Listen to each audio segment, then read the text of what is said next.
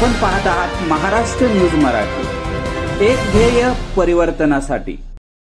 आपण पाहत आहात महाराष्ट्र न्यूज मराठी। प्रचंड जिद्द चिकाटी याच्या जोरावर यश मिळतं आणि हे यश मिळवलंय धोमची सुकन्या श्रद्धा अशोक मराठे हिनं। तुझं खूप खूप अभिनंदन। मला सांग, तुझा हा प्रवास नेमका कसा सुरू झाला, कसं पाहतेस या प्रवासाकडे? माझी जर्नी सांगायची झाली तर माझं प्राथमिक शिक्षण आपलं जिल्हा परिषद प्राथमिक शाळा धोम येथे झाले। 5वी ते 10वीचे शिक्षण गावामध्ये श्री नरसी हायस्कूल धोम येथे मराठी मीडियममधून झाले आहे। 11वी 12वी किसनवीर महाविद्यालय वाई येथून झाले। त्यानंतर मी ग्रॅज्युएशनला माझं BE कम्प्युटर इंजिनिअरिंग झालेलं आहे, ते मी Vidyapratishthan college of engineering Baramati येथून केले आहे। लास्ट इयरला असताना माझे कॅम्पस थ्रू सिलेक्शन झाले। त्यानंतर काही काळ मी जॉब पण केलेला आहे IT फील्डमध्ये। जॉब करत असताना तसेच लहानपणापासूनच आपली वैयक्तिक जडणघडण तसेच घरातील वातावरणच किंवा म्हणजे वडिलांचं स्वप्न होतं की कोणी क्लास 1 व्हावं घरातनं आपल्या, आणि त्यांनी त्याप्रमाणे आम्हाला बाळकडूच दिले लहान असताना। मेन म्हणजे त्यांचा पाठिंबा होता, आई वडिलांचा मेन पाठिंबा होता या क्षेत्रामध्ये येण्याचा। जेव्हा मी जॉब करत होते तेव्हाच ठरवलं की आपण या फील्डमध्ये करू शकतो, स्पर्धा परीक्षेमध्ये आपण उतरू शकतो।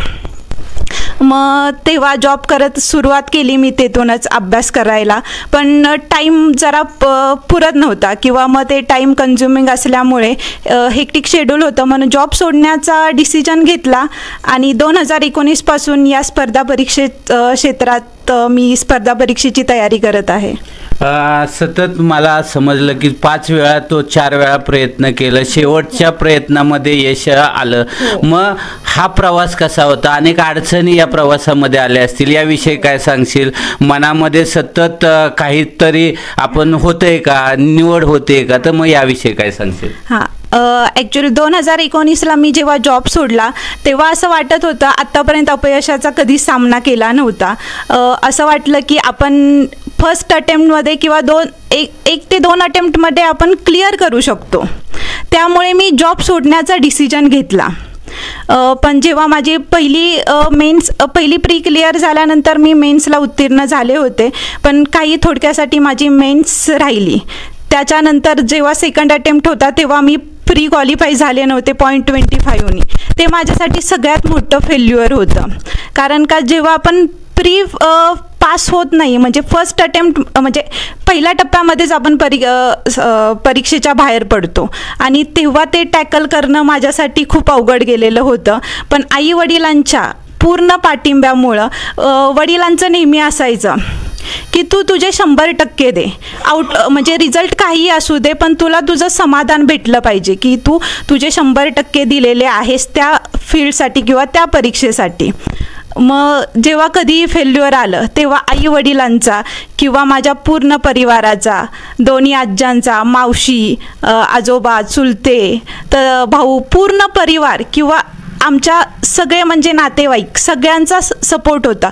या स्पर्धा फील्डमध्ये असं होतं की जेव्हा आपण हे क्षेत्र निवडतो तेव्हा मुलगी MPSC करतीये, तेव्हा असं होतं की तुम्ही जॉब सोडून IT फील्ड होतं आणि ते आत्ताच म्हणजे जॉबच्या अपॉर्च्युनिटीच्या दृष्टीने खूप चांगलं क्षेत्र आहे। ते क्षेत्र सोडून आपण जेव्हा हे स्पर्धा परीक्षा निवडतो तेव्हा लोकांचा बघण्याचा दृष्टिकोन वेगळा होतो की कसं होतं की मुलींना शिकवलं म्हणजे ग्रामीण भागामध्ये किंवा इतरही भागात की असं असतं की शिकवतात मुलींना, जॉब लागला की मग पुढच्या दृष्टीनं त्यांची वाटचाल सुरू होती। पण माझ्या आई वडिलांनी पूर्ण परिवाराने आपण दुसरी स्वप्न पाहू शकतो की तुम्ही स्पर्धा परीक्षामध्येही तू चांगलं यश मिळवू शकते, हा त्यांचा माझ्यावरचा आधीपासून विश्वास होता आणि त्यांच्या पूर्ण पाठिंब्यामुळेच मी हे यश आत्ता संपादन करू शकले आहे। ठीक आहे, तू कोचिंग लावलंस का सेल्फ स्टडी केलीस, काय सांगशील? स्टार्टिंगला तर मी घरूनच अभ्यास करत होते, पण नंतर जाणवलं की काही आपण सब्जेक्टमध्ये मागं पडत आहोत, मग त्याचे मी ऑनलाईन क्लासेस केले होते। अच्छा, या अभ्यासाविषयी काय सांगशील? किती वेळ अभ्यास करायचीस? कसा तो दिवसाचा दिनक्रम असायचा तुझा ह्या MPSC परीक्षेचा अभ्यासाचा, काय सांगशील? हा सर्वात म्हणजे जेव्हा आपण सगळं सोडून म्हणजे मी जॉब सोडून या स्पर्धा परीक्षेमध्ये उतरले होते तेव्हा दिवसातनं आपण स्पेसिफिक वेळ अभ्यासासाठी काढण्यापेक्षा आपण पूर्ण वेळ अभ्यासासाठी देणं आणि इतर जो आपल्याला वेळ भेटेल तो इतर गोष्टींसाठी देणं हे महत्त्वाची गोष्ट आहे. आणि सगळ्यात महत्त्वाचं तुम्ही अभ्यास किती वेळ करता हे इम्पॉर्टंट नाही आहे, तर तो 4 तास करा, 6 तास करा, 8 तास करा, आपापल्या कॅपॅसिटीनं करा, पण त्याच्यामधून आउटपुट काय भेटतंय की आज मी 10 तास अभ्यास केला किंवा 4 तास अभ्यास केला पण त्याचं तुम्ही वाचलेलं किंवा काही लक्षातच नसेल, आउटपुट नसेल, तर मग तुम्ही एवढा वेळ करून काही फायदा नाही. त्याच्यामुळे आउटपुट महत्त्वाचं आहे. तुम्ही किती वेळ देता हे महत्त्वाचं नाही आहे, तर त्यामधून तुम्हाला काय भेटतं तेवढ्या वेळेत. काहींचा 2 तासातनं पूर्ण आउटपुट भेटतं, काही 10 तास अभ्यास करतात पण तरीही नक्की समाधान भेटत नाही. मेन म्हणजे आपल्याला परीक्षेची रिक्वायरमेंट कळली पाहिजे की आपण कुठल्या परीक्षेसाठी तयारी करतोय, मग त्यानुसार म्हणजे तयारी करणं गरजेचं आहे. या कालावधी दरम्यान तू आदर्श कुणाचा घेतलास? कारण कोणतीही गोष्ट महत्त्वाची करताना आपल्याला आदर्श घ्यावा लागतो, तर मग तुझे आदर्श नेमके कोण, काय सांगशील? आदर्श माझे आई वडील चुलते आहेत या फील्डमध्ये. ते आत्ता कॅनरा बँकमध्ये रिजनल मॅनेजर आहेत, त्यांचा पाठिंबा होता. तसेच माझी मावशी, माझे दोन्ही भाऊ म्हणजे ते पण मोठ्या फील्डमध्ये आहेत. तर माझा मोठा भाऊ इस्रोमध्ये सायंटिस्ट आहे. तर त्याचं म्हणजे असं होतं की सगळ्यांचंच की तुला पाहिजे ते कर, पण तू तुझं बेस्ट दे. यश अपयश येतच राहणार, पण तुला समाधान वाटलं पाहिजे, तू तुझं आउटपुट दिलं पाहिजेस. आणि माझं आई वडिलांचं किंवा माझ्या दोन्ही आज्या, त्यांनी अपार कष्ट घेतलेले आहेत माझ्यासाठी. UPSC मध्ये अनेक तरुण जे आहेत ते अनेक अटेम्प्ट देतात परंतु अपयशी होतात, यश मिळत नाही, मग कुठंतरी काहीतरी परिणाम होतो त्यांच्यावर. मग याविषयी या तरुणांना काय संदेश देशील? खरं बघायला गेलं तर हे स्पर्धा परीक्षेची वास्तविकता आपण बोलतो ती खूप भयानक आहे. सक्सेस रेट हा खूप कमी आहे, पण तसंच याच्यामध्ये आपण समाजासाठी काम करण्याची ही खूप चांगली संधी आहे. पण जेव्हा आपण या स्पर्धा परीक्षेमध्ये वळतो तेव्हा नक्की आपण कशासाठी हे फील्ड निवडलेलं आहे हे तुम्हाला स्वतःला क्लिअर असणं गरजेचं आहे. तसेच जेव्हा आपण ठरवतो तेव्हा तुम्ही परीक्षेची पूर्णही म्हणजे जे काही परीक्षेला गरजेचं आहे ते समजून त्या दृष्टीने तुम्ही सिलॅबस म्हणजे सिलॅबस काय आहे किंवा मग पुस्तकं कुठली घेतली पाहिजेत.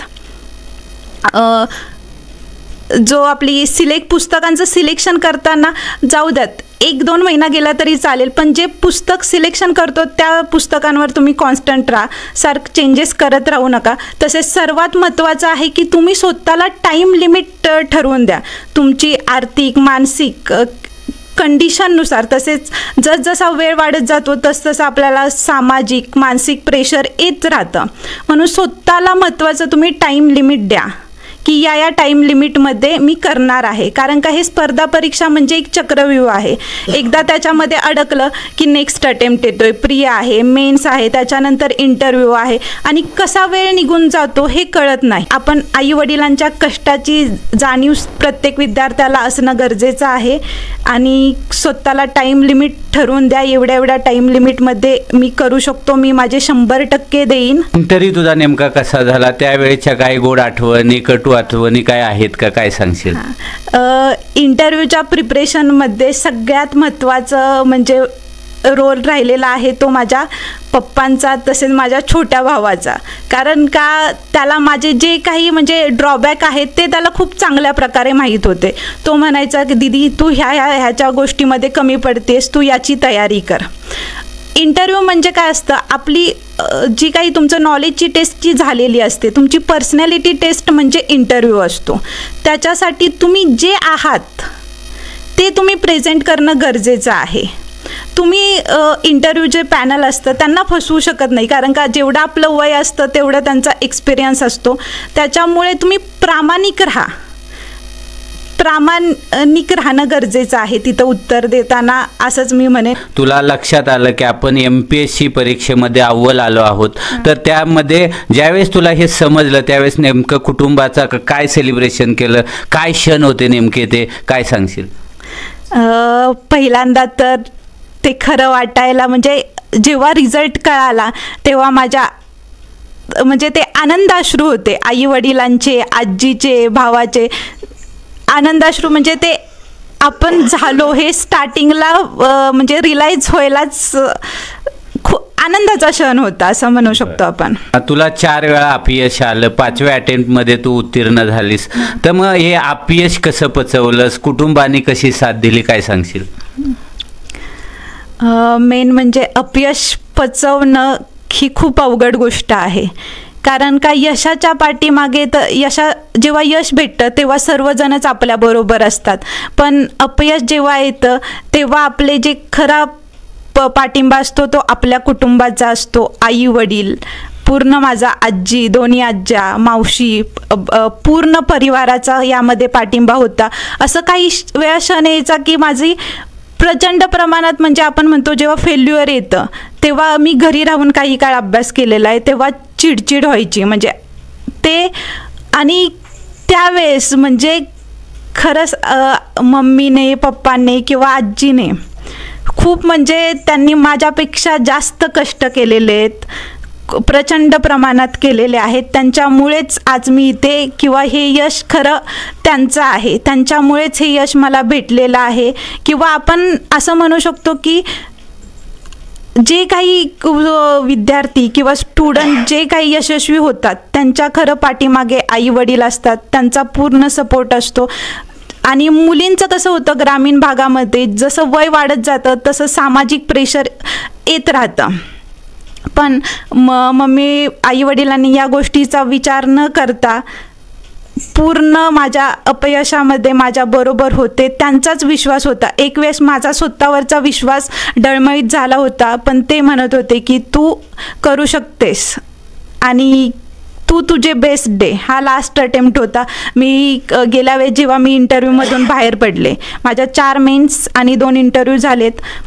जेव्हा मी इंटरव्ह्यूमधून बाहेर पडले तेव्हा वाटलं की नाही पप्पा मी बास आता सोडून देते, पण मम्मी पप्पा म्हटले की तू हा शेवटचा अटेम्प्ट आहे, तर बाकी कुठल्याही गोष्टीचा विचार करू नको, तू तुझे प्रामाणिक 100% दे आणि कितीही जागा असू दे त्यामध्ये ती एक जागा तुझ्यासाठी का नसेल.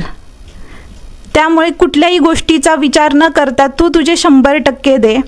आणि हे यश माझ्या आई वडिलांचं, माझ्या पूर्ण परिवाराचं आहे, त्यांच्यामुळेच हे यश मी पाहू शकले. माझी मुलगी म्हणजे हे यश संपादन करू शकते, मला त्याचा विश्वास होता. कारण ती लहानपणापासून शाळेमध्ये खूप हुशार होती. तिचं प्राथमिक शिक्षण जिल्हा परिषद शाळा, माध्यमिक शिक्षण तिने सांगितल्याप्रमाणे झालं, पुढील शिक्षण झालं. पण ती पहिलीपासूनच हुशार असल्यामुळे ती कुठल्याही क्षेत्रात तिचे बेस्ट देऊन ती तिचं काम करेल याचा आम्हाला पहिल्यापासून विश्वास होता. अधिकारी घडवण्यासाठी शासन आपल्याला सपोर्ट करतं. ती परीक्षा दिली, त्यातून तिचं सिलेक्शन म्हणजे चाणक्यसारख्या अकॅडमीला आम्ही घेतलं, म्हणजे क्लासला घेतलं. आणि तिथे ती त्यावेळेलाच आम्हाला विश्वास झाला की ही ह्या क्षेत्रामध्ये काही का होईना, आज नाही तर उद्या नाही तर परवा कधीतरी ती अधिकारी बनेल याचा आम्हाला पूर्ण विश्वास होता. म्हणून आम्ही पहिल्यापासून सर्वच कुटुंबांनी तिला पूर्णपणे सपोर्ट केला. काही गोष्टीला तिला बऱ्याच वेळा अपयश आलं, पण अपयशाची म्हणजे तिला प्रत्येक वेळेला म्हणायचो की आज आले तू काळजी करू नकोस, आम्ही तुझ्या पूर्ण पाठीशी आहे, काहीही झालं तरी आम्ही तुझ्या पाठीशी असो, अपयश आलं तरीही असो किंवा यश आलं तरी असेन, आम्ही तुझ्या पाठीशी. त्यामुळे तू तुझं बेस्ट दे. आणि तिनं तिचं सर्वोत्तम बेस्ट दिलं आणि ह्या वर्षी तिला म्हणजे तिचं ते आमच्या सर्वांचंच कुटुंबाचं स्वप्न तिनं साकार केलं. आपल्या लेखीनं आज पांग फेडले, वाईमध्ये सर्वत्र तिच्या नावाची चर्चा, एवढी मोठी अधिकारी झाली. कसं पाहता तिच्या यशाकडं, काय सांगाल? तिने 2019 पासून या प्रवासाला सुरुवात केली. कधी यश आलं, कधी अपयश आलं. 2023ला तिने राज्यसेवेची इंटरव्ह्यू दिला. इंटरव्ह्यू रिझल्ट लागला, त्याला अपयश आलं. दोघीच्या दोघी म्हणजे एवढा डिस्टर्ब झालं होतं, रात्रभर अक्षरशः आम्हाला दोघींनाही झोप लागली नव्हती की ही मुलगी आता कशी म्हणजे पुढे हे वाटचाल करेल. खूप खूप भीती वाटली. रात्रभर अक्षरशः दोघी झोपलं नव्हतं. उद्याचा दिवस कसा उजडेल ही भीती वाटत होती की मुलगी म्हणजे ती स्वतःला कशी सांभाळू शकेल आमच्यापेक्षा. पण तिने स्वतःला सांभाळलं. तिला मी सांगितलं, दीदी घाबरू नको, 2024 आपल्यासाठी चान्स आहे, तो चान्स आपण घालवायचा नाही, तू जिद्दीने चिकाटीने उभे राहा व तुझं यश मिळवून दे. तर ती न घाबरता तिने जिद्दीने चिकाटीने उभे राहून हे यश आम्हाला मिळवून दिलं. तिचं हे वर्णन आम्ही शब्दात सांगणं अशक्यच आहे. खूप खूप आनंद झालेला आहे. तिने पुष्कळ अभ्यास केला. जिल्हा परिषद सदस्य रंजनाताई डगळेजी या ठिकाणी तिला शुभेच्छा देण्यासाठी आलेल्या आहेत. आपल्या मतदारसंघातील एक मुलगी ग्रामीण भागातली एवढं मोठं यश मिळवते, कसं पाहता आपण? नमस्कार. माझ्या मतदारसंघातले धोम ह्या गावची सुकन्या श्रद्धा मराठे यांनी खूप मोठं यश संपादन केलं आहे. प्रथमतः तिच्या आईवडिलांचं खूप खूप अभिनंदन करते, तिचंही करते आणि तिला खूप साऱ्या शुभेच्छा देते. माणसाने जन्म कुठं घ्यावा हे माणसाच्या हातात नसते, पण जन्मभूमीचे ऋण फेडणे हे मात्र नक्कीच माणसाच्या हातात असते. हे ऋण फेडण्याचं काम तिनं नक्कीच केलेलं आहे. आईवडिलांचं ऋण फेडलेलं आहे. इथून पुढे सुद्धा सर्व विद्यार्थ्यांनी तिचा आदर्श घ्यावं आणि खचून न जाता अभ्यास करावा. खूप अभ्यास केला, आमच्या कुटुंबाचे नाव मोठे केले. आमचे मेवणे अशोक मराठे व आमची बहीण यांनी अतिशय शेतकरी कुटुंबातली साधी सवय, अतिशय कष्ट करून आपले कन्याला हे केलं. तिनं पण अतिशय म्हणजे एवढं वाटलं नव्हतं ती MPSC म्हणजे आम्ही तर इच्छाच सोडलेली. आता तिची म्हटलं आता हे काही हे होणार नाही आहे आता, पण तिनं जिद्द चिकाटी अजिबात सोडली नाही. पण शेवटपर्यंत 2024पर्यंत म्हणजे आम्हाला माहिती होतं नंतर ही एवढी अभ्यास करते म्हणजे 2024 काहीतरी घडवून दाखवणारच. पण तिनं अतिशय आमचं म्हणजे सगळ्यांचंच मान आमची उंच केली तिनं. त्यामुळे आमचं पूर्ण परिवार तिच्या पूर्ण कायमस्वरूपी पाठीशी आहे.